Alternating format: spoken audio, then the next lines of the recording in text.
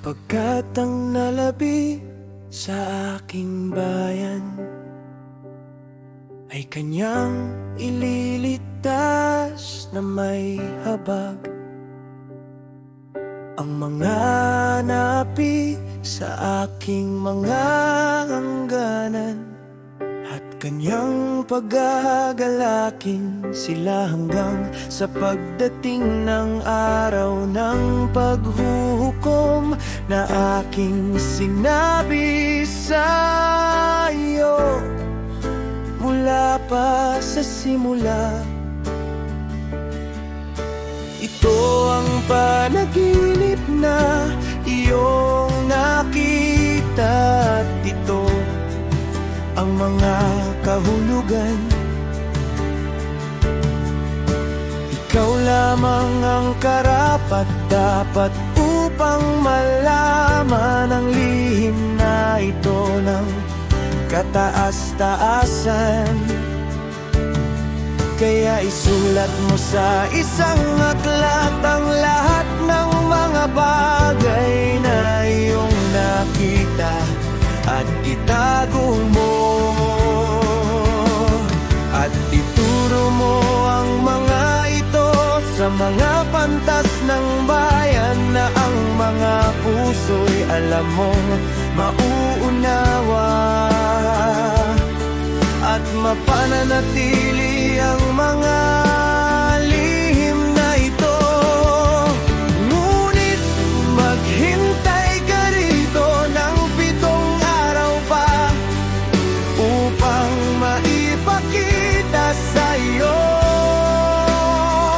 ang anumang kalugdan ng kataas-taasan na ihayag sa iyo. At pagkasabi nito, siya'y umalis.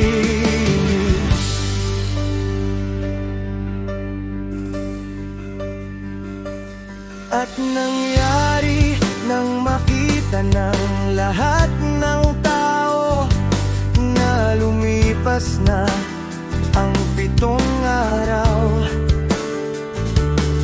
At ako'y hindi pa nagbabalik sa lungsod. Sila'y nagtipon lahat mula sa pinakamaliit hanggang sa pinakamalaki at lumapit sa akin at nagsabi, ano ang aming nagawang pagkakasala sa iyo? At anong kasamaan ang aming nagawa laban sa iyo? Na kami iyong pinabayaan at naupo ka rito sa lugar na ito. Sapagkat sa lahat ng mga propeta, ikaw lamang ang naiwan sa amin, na parang isang kumpol ng mga ubas at parang isang ilawan sa isang madilim na lugar, at parang isang daungan o barkong iniligtas mula sa bagyo.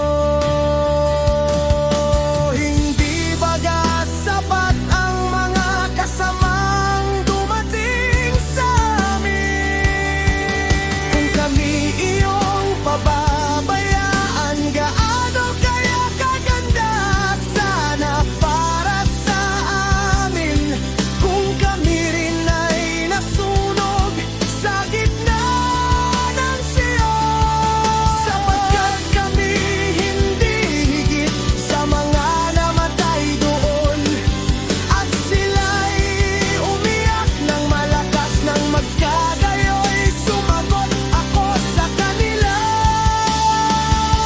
at nagsabi, magsaya kayo, O Israel, at huwag kayong manglupaypay o sangbahayan ni Jacob. Sapagkat kayo'y inaalaala ng kataas-taasan at ang makapangyarihan ay hindi kayo nakalimutan sa panahon ng pagsubok. Tungkol sa akin, hindi ko kayo pinabayaan, ni ako'y lumayo sa inyo, kundi naparito ako sa lugar na ito upang manalangin para sa pagkagiba ng Siyon, at upang ako'y humingi ng hatod para sa kahabag-habag na kalagayan ng inyong santuaryo. At ngayon umuwi na kayo bawat isa, at pagkatapos ng mga araw na ito ay pupunta ako sa inyo. Kaya ang mga tao ay umuwi sa lungsod ayon sa aking niutos sa kanila.